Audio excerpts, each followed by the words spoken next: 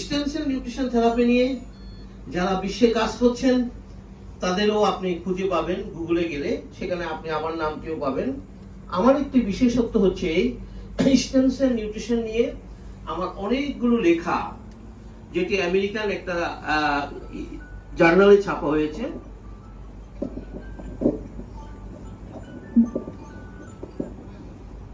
আমি প্রোগ্রামে আসছি, হ্যাঁ,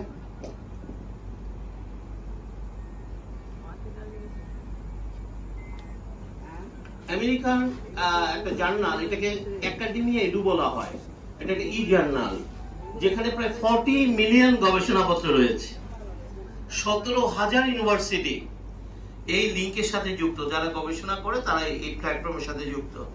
তো সেখানে আমারও একটি প্ল্যাটফর্ম রয়েছে। তো আপনারা জানেন যে এই ধরনের প্ল্যাটফর্মে যুক্ত হলে সবাই লেখা দেখতে পায়, সেই হিসাবে 17,000 ইউনিভার্সিটি আমার লেখা দেখতে পাচ্ছে।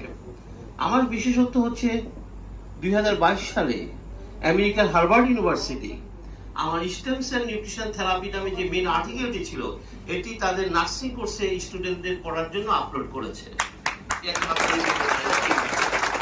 হার্ভার্ডের নামটা আমরা শুনেছি নাকি? তাহলে বিশ্ববিখ্যাত একটা ইউনিভার্সিটি যখন এই ধরনের একটি লেখাকে স্টুডেন্টদের জন্য পড়তে দেয়, তখন আমাদের বলতে কোনো দ্বিধা নেই।